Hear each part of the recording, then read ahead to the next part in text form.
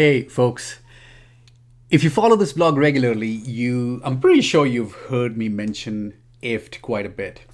And today I'm back with another IFT recipe, or I should say a couple of IFT recipes. Just some simple examples to show you how you can use IFT to, take care of an elderly person or someone who is, perhaps dependent on you for assistance. Okay, so just to give you an idea of what I want to show you, what I've done is I have created a couple of smart buttons. Okay, so here's one. Okay, so the yellow button is the smart button, and here's another one. The red one here is the smart button, and they both serve a specific purpose, and I'll explain more. The idea here is that if you have an elderly person in your house, or if there's someone who's bedridden, right, they don't have movement, they may have they can use buttons like these to request assistance. Okay, in this example, I have set the yellow button to request food, and the red button, oops, where it is, sorry, I cannot show these buttons to you properly because they're connected to the computer through a USB cable, so hence this circus here. So the red button is for bathroom and the yellow is for food. Okay, so anytime that person is hungry, they'll press the yellow button, and anytime they want to go to the bathroom, they'll press the red button. Okay.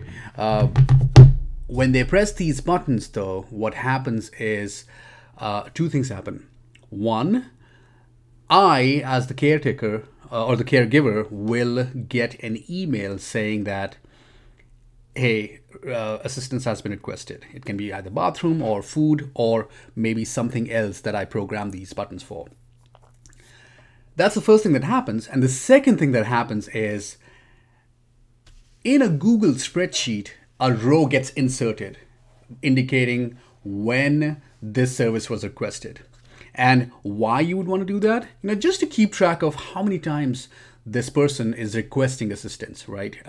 So for example, if your family member is requesting bathroom assistance maybe like 6, 7, 8, 10 times a day, you may have to look at it a little closer. There may be a bigger issue that needs to be dealt with, right? Similarly, if this person is hungry so often, you may want to figure out why they're so hungry so often.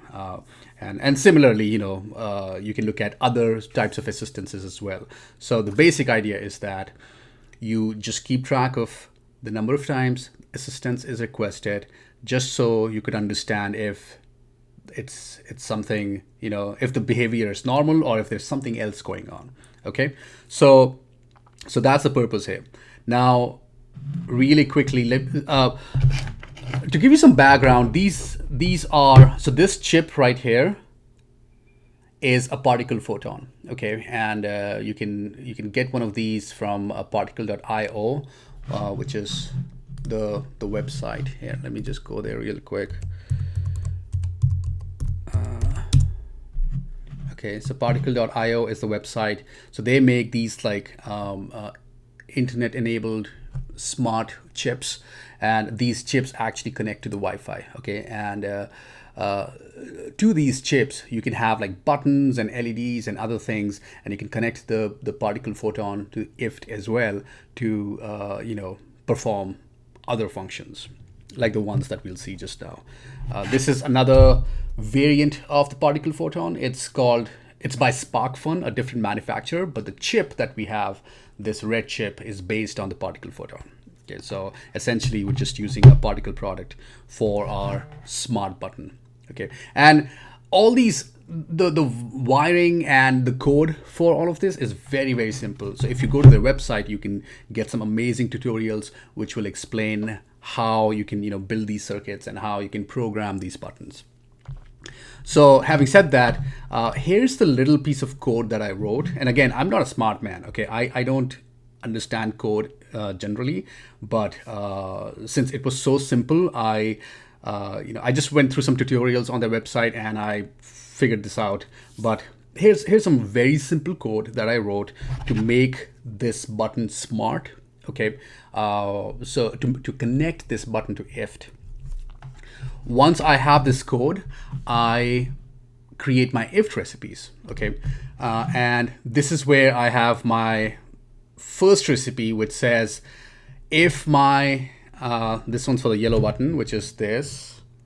If the yellow button is pressed, then first send an email saying that food has been requested, and it'll also tell me when it was requested, right? There's another recipe which will insert a row in an Excel spreadsheet.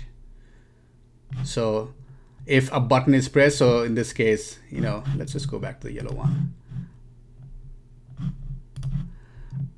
Right, so the first one sends an email, the second one actually inserts a row in a Google spreadsheet. So I have a spreadsheet called requests, which is right here, and then every time this button is pressed, it will insert a row in that spreadsheet. So let's see this in action. Okay, so I have a few requests here already. It's 11:56 right now, and what I'll do is let's press the yellow button first. Okay, so there's that. I pressed it, and then just for fun, I'll press the red one as well. And you just saw that this row just got inserted, right? And I'm also receiving emails. Okay, so the two actions that we've set, the two recipes that we've set for these buttons, they have been triggered. Okay, so so in my Gmail, if I go here, so here's my emails first of all. Okay, the bathroom assistance is requested at this hour, on this day at this hour, and also food was requested. Similarly, my rows got inserted as well. So this is more for analysis purposes. So over a period of days and weeks or months, you can see how often the bathroom request was bathroom assistance was requested, or anything else that you've programmed the buttons for, how often that was requested, and then based on that you can find out whether something else is going on or if things are okay, right? But then we're also getting the emails as well. So yeah, so this is what I wanted to show you real quick. This is all very, very simple stuff, but with just some clicks here and there, you can have a form of assistive technology available to you through IFT and these particle photon chips, right? Hope this helps in some way. Of course, this was a simple example, but hopefully this gives you some guidance as to how you can use these buttons and these IFT recipes in your specific scenarios. And if you have any questions, if you want me to fiddle with any other scenario, please feel free to email or just post a comment, and I'd be happy to help. Thanks very much for watching. Bye-bye.